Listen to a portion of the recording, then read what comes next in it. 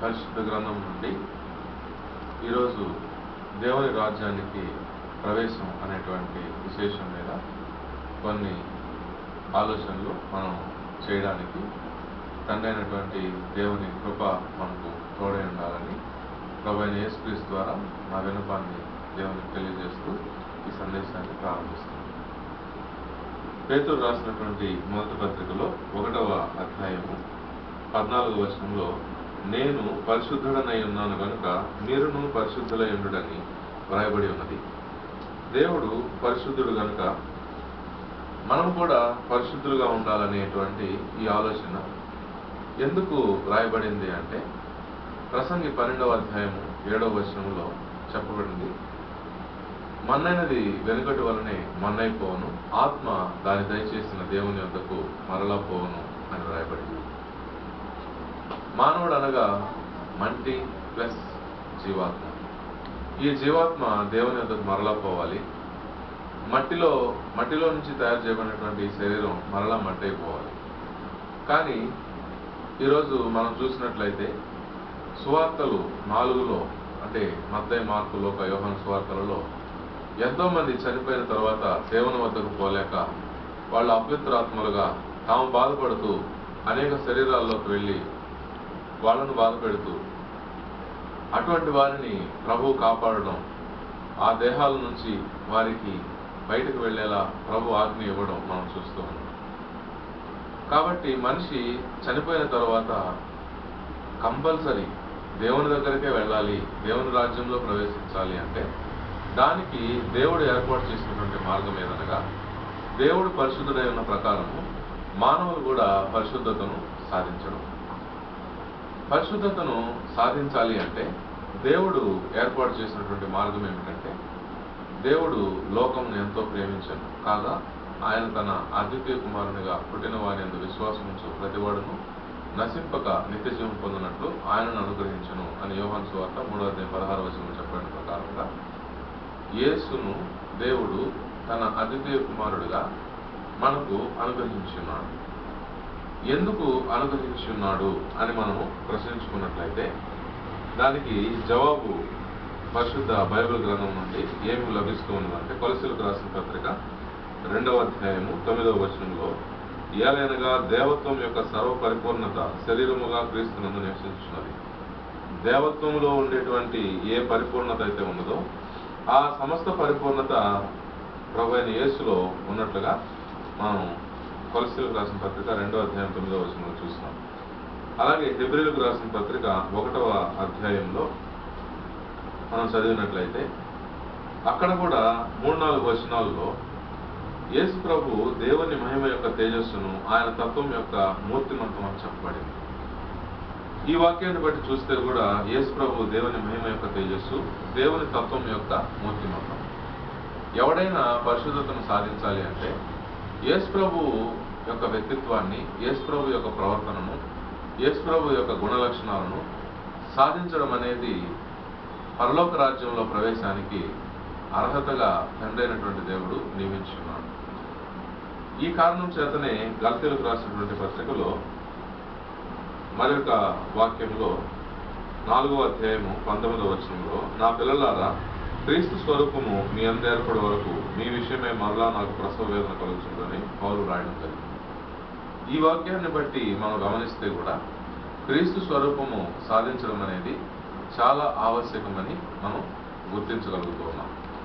ఎవడైనా పరలోకానికి వెళ్ళాలి, దేవుని రాజ్యంలో ప్రవేశించాలి అంటే దేవుని యొక్క వ్యక్తిత్వానికి సాక్షాత్కార రూపం, సజీవ రూపంగా భూమి మీద జీవించినటువంటి ప్రభువైన యేసు యొక్క వ్యక్తిత్వాన్ని, ఆయన ప్రవర్తనను, ఆయన స్వభావాన్ని పరిశీలించుకుంటూ ఆ ప్రకారంగా ఎవరైతే జీవిస్తారో వారు దేవుని రాజ్యాన్ని చేరుకుంటారనేది ఈ వాక్యాల ద్వారా మనకు చాలా స్పష్టమవుతుంది.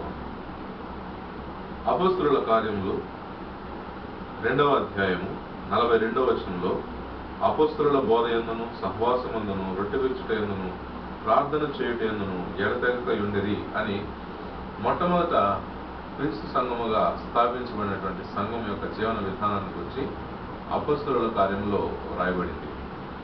అపోస్తలుల కార్యంలోనే 2వ అధ్యాయము మనం చివరి వచనాలలో గమనించినట్లయితే వారి జీవన విధానంలో వారు ఏక మనస్కులై ప్రతిదినము దేవాలయంలో తప్పక కూడుకొనుచు ఇంటింట రొట్టె విరుచుచు దేవుని స్తుతించుచు ప్రజలందరి వలన దయ పొందిన వారే ఆనందముతోనూ నిష్కపటమైన హృదయంతోనూ ఆహారము పుచ్చుకొనుచుండేది అని రాయబడింది. ప్రభు యొక్క వ్యక్తిత్వం మనకు కావాలి, ప్రభు యొక్క స్వరూపం మనకు కావాలి అంటే మనం ఎవరితో సహవాసం కలిగి ఉన్నాం, ఎవరితో ఏ మాటలు మాట్లాడుతూ ఉన్నాం, నిత్యము మనం ఏమి చూస్తూ ఉన్నాం, ఏమి వింటూ ఉన్నాం అనేవి చాలా ముఖ్యమైనటువంటి విషయాలు. ఎందుకనగా రోమీయులకు రాసినటువంటి పత్రిక 1వ అధ్యాయంలో మనం గమనించినట్లయితే 28వ వచనం నుండి చదువుతున్నాను. మరియు వారు తమ మనస్సులో దేవునికి చోటు పోయిన కనుక చేయరాని కార్యములు చేయుటకు దేవుడు భ్రష్ట మనసుకు వారిని అప్పగించను.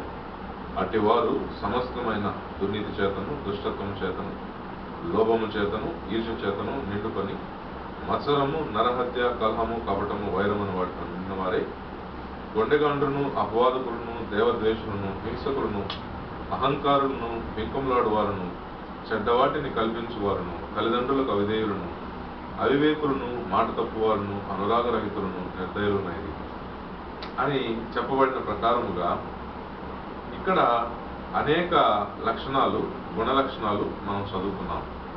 అనగా లోభము, ఈర్ష్య, మత్సరము, నరహత్య, కలహము, కపటము, వైరము ఇలాంటి విషయాలను గురించే ఈరోజు సినిమాలలో కానీ సీరియల్స్లో కానీ ఎక్కువగా కథా వస్తువులుగా ఉంటూ ఈ గుణ లక్షణాల చుట్టే అనేక సంఘటనలు జరుగుతున్నాయి. అలాగే న్యూస్ పేపర్ తీసుకున్నా, టీవీలో న్యూస్ చూసినా ఈ గుణ లక్షణాలకు సంబంధించిన సంఘటనల గురించి ఎక్కువ చర్చా కార్యక్రమాలు జరుగుతున్నాయి. ఈ కారణం చేత నిరంతరం మానవ మనసుల్లో ఇవే చూస్తూ, ఇవే వింటూ, ఇవే చర్చిస్తూ ఉండడం వలన వీటికి సంబంధించినటువంటి ఆలోచనలే ఎక్కువగా వచ్చేటువంటి ఈ ప్రపంచంలో దేవుడు క్రీస్తు సంఘాన్ని ఎందుకు ఏర్పాటు చేశాడంటే దేవుని యొక్క తత్వం యొక్క మూర్తిమంతమైనటువంటి యేసు యొక్క స్వరూపాన్ని ఆలోచించడానికి, మాట్లాడడానికి, చర్చించుకోవడానికి, ఆయన వ్యక్తిత్వాన్ని అనుసరించినటువంటి ప్రవర్తన కలిగి ఒకరిలో ఒకరు యేసు వలె ప్రవర్తించడానికి గాను అలాంటి సహవాసం కలిగి ఉండడానికి క్రీస్తు సంఘమును దేవుడు ఏర్పాటు చేస్తున్నాడు. అందువలన ఎవరైతే దేవుని రాజ్యమును చేరుకోవాలనుకుంటున్నారో అలాంటి వారు క్రీస్తు సంఘములో సభ్యులుగా ఉంటూ ఇదే లక్ష్యాన్ని, అనగా యేసు స్వరూపాన్ని సంపాదించడమే లక్ష్యంగా కలిగి ఉన్నటువంటి సాటి సంఘ సభ్యులతో క్రీస్తు స్వరూపానికి సంబంధించినటువంటి మాటలు, చర్చలు, అందుకు అనుగుణమైనటువంటి కార్యక్రమాలు కలిగిన వారే ఎవరైతే జీవిస్తారో అలాంటి వారు చనిపోయేలోపు క్రీస్తు స్వరూపాన్ని సంపాదించుకొని, క్రీస్తు దేవత్వం యొక్క సర్వపరిపూర్ణత కలిగిన వాడు కాబట్టి క్రీస్తు ఏ విధముగా చనిపోయి ఆయన తన యొక్క తండ్రి యొక్క రాజ్యంలో ఆయన ప్రవేశాన్ని ఆయన ఏమాత్రం ఇబ్బంది లేకుండా ఖరారు చేసుకోగలిగాడు. ఆయన అడుగుజాడల్లో ఎవరైతే ఆయన స్వరూపాన్ని సాధించి చనిపోతారో వారు కూడా చనిపోయిన తర్వాత ప్రసంగి 12 రాసిన ప్రకారం ఆత్మ దేవుని యొద్దకు మరల పోవును అనేటువంటి ఆ యొక్క వాక్యాన్ని తమ జీవితంలో నిజం చేసుకోగలుగుతారు. అందువలన ఈ మాటను బట్టి క్రీస్తు స్వరూపాన్ని సాధించుటకు జాగ్రత్త పడి మనమందరం కూడా క్రీస్తు యొక్క వ్యక్తిత్వ సాధనలో దినదినము ముందుకెళ్లాలని కోరుకుంటున్నాను.